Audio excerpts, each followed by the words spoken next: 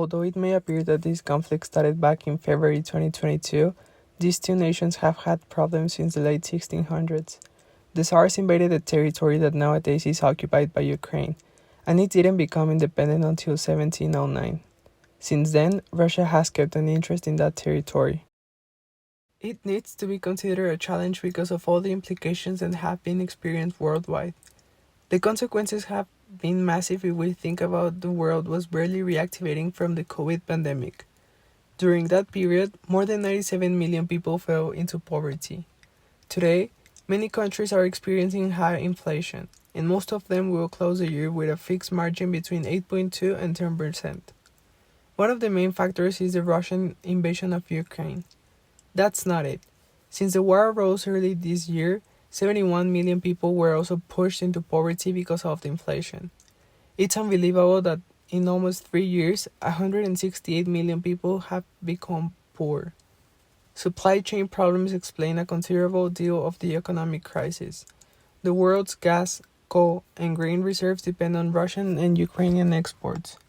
War stopped the supply chain. The crude oil barrel prices skyrocketed from 86.3 USD in early February to 120.9 on March.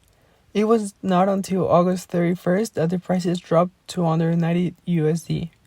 This year, the price has increased by 11.51%. Coal prices have increased 126.7% since February 2022. Heating oil prices have also increased 52.62% since the invasion began. After NATO imposed economic sanctions on Russia, Europe was condemned to live without oil. Besides gasoline becoming more expensive, it is expected that there won't be enough heating oil for the upcoming harsh winter, resulting in the death of thousands of low-resources Europeans. Although these sanctions mainly affect the West, Russia's economy has suffered from the sanctions imposed by more than 80 countries. The inflation is set to 14.3%. Anti-war countries froze the bank accounts that some Russians had overseas. The mobility out of the territory became extremely limited after the airspace of condemning countries was closed for Russian airplanes. These have been some of the measures that are endangering the Russian people. Alongside the economic problems, the world is experiencing a vast humanitarian crisis. It is well known that refugees are a war consequence. With this armed conflict, more than 7.6 million Ukrainians and 2.85 million Russians have fled their countries.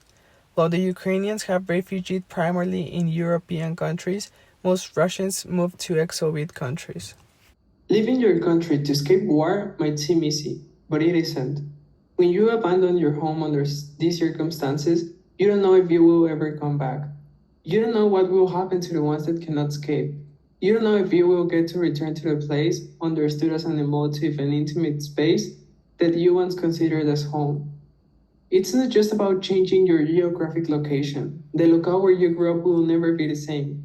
The places you once felt attached to, giving you a sense of place, may be destroyed. Some traces that gave cultural identity to the communities will be destroyed or abandoned with destruction. Forced migration is a raw decision, and it may determine if you live or you die. For receiving countries, the situation is not easy either. They need to create contingency plans for accommodating physically and economically all the refugees that arrive in that country. There have been many debates about until what point the border should be open for humanitarian matters. It's a complex situation that affects the entire population. Resources need to be used, housing needs to be provided, and new jobs must be opened. There's a lot of planning and logistics involved. As a decision maker, it is essential to consider that the measures taken should not affect the locals to avoid crisis within your population. In Moscow, some anti-war peaceful protests took place. Unfortunately, 1,300 people were arrested. Most of them were men that didn't want to be mobilized with the armed forces. The saddest and most challenging aspect of war is death. According to the U.S. Department of State, more than 200,000 troops have been killed or injured due to war. In addition, it is estimated that there have been more than 6,595 civilians casualties and 10,189 deaths in Ukraine, 7% of whom are children. These casualties were concentrated in the six destroyed cities alongside 300,000 other facilities bombed. The invasion that is happening at the moment is an example of imperialistic practices. Russia has been influencing the separatist regions of Donetsk and Lugansk for a very long time. Firstly, after the USSR collapsed and Ukraine was formally created, Russia tried to influence the newborn country to continue with communist practices.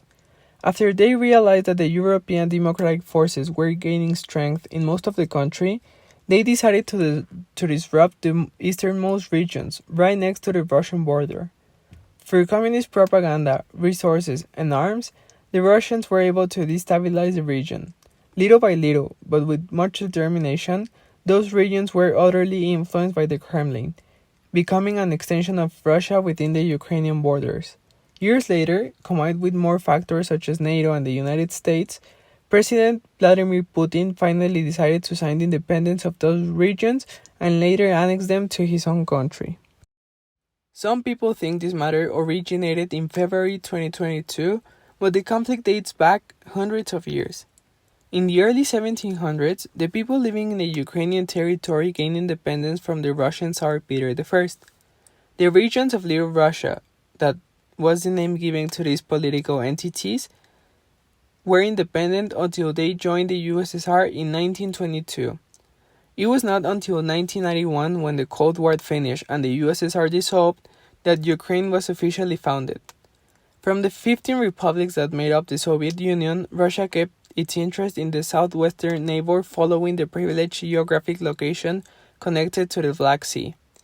In 2014, taking advantage of the power dynamics they had already established in nearby regions and using their nuclear program as a threat, Vladimir Putin decided to annex Crimea into Russia.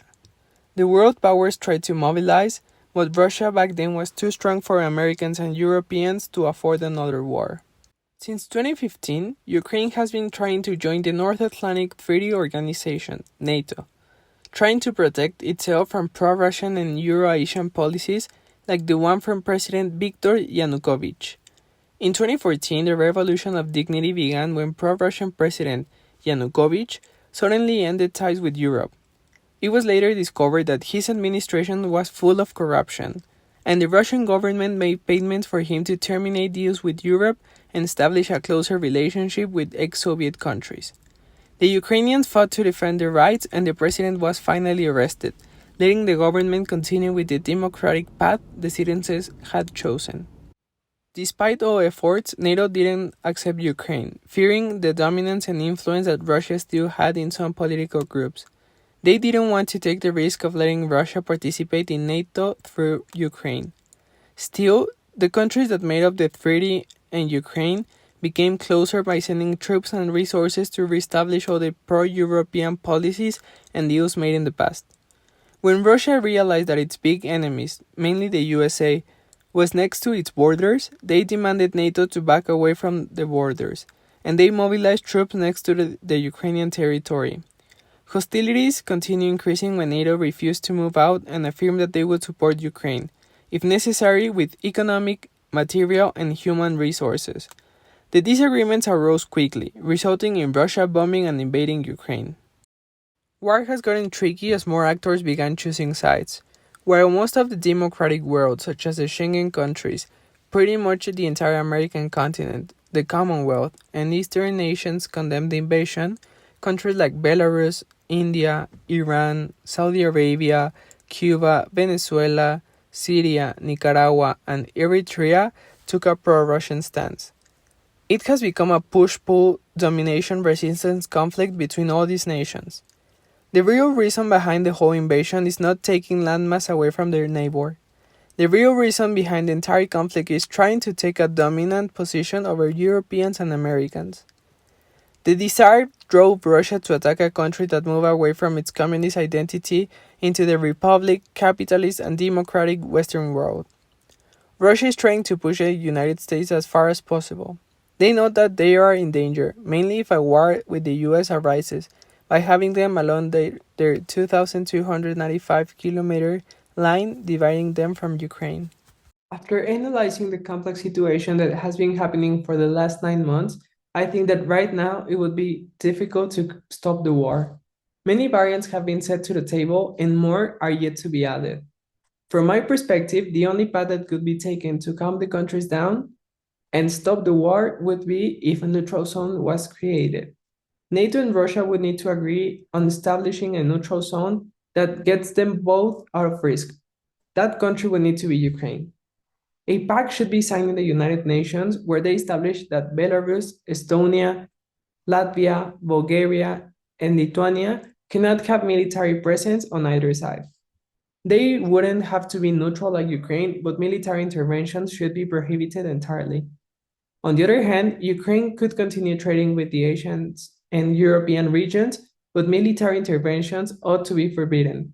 That means they cannot participate in conflicts involving Russians and Europeans along with Americans. And neither can troops cross through Ukraine. Ukraine must be respected, and other conflicts that may arise in the future need to be solved within the Security Council of the United Nations, with neutral countries concealing the hearing. Following the previous points, Ukraine needs to be considered a country with autonomy.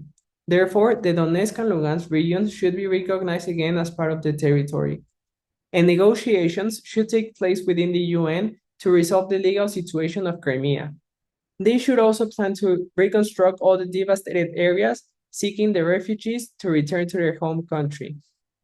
The economic sanctions must be withdrawn from Russia, allowing the 220 foreign companies that left Russia to reoperate without sanctions in their home country and opening the dialogue channels for reopening the trading routes between Asia and Europe. As you can see, many pieces need to be adjusted to achieve this proposal. For instance, during the months that the negotiations take place, the fire should be completely ceased, and there shouldn't be provocation from either side that could affect the result of the talks. The UN members, the Russians, and Ukrainian delegates need to be extremely open to discussion to get through negotiations. It will be essential to make NATO, Ukrainians, and Russians feel empowered so that the negotiations are set in the same balance for all of them. If they start feeling vulnerable and lacking power, they will never yield with some critical aspects. It is vital to remember that these countries have had the most extended latent issues, and all are economic powers and have crucial nuclear programs. They will fight for even the tiniest details to suit them better. For achieving my proposal, mainly human and economic resources will be needed in all the different stages. Human resources will be used from negotiations and diplomatic interventions to labor for rebuilding the cities that were affected or destroyed, whereas the economic resources will be used in every single moment, including transportation, construction, hiring people, creating treaties, establishing physical boundaries, etc. In conclusion, I think it's vital to consider all the cultural aspects, the power dynamics, and the role that the participants play in a global picture to understand and propose something achievable. If you don't consider the reason behind the conflict and what is driving the stakes, then you cannot suggest something interesting enough for both parties to settle in the middle point.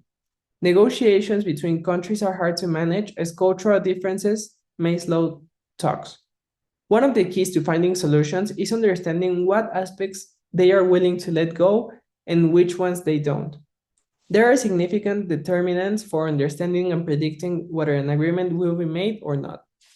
In addition, flexibility needs to be present throughout the entire process. Otherwise, you will always crash against a barrier.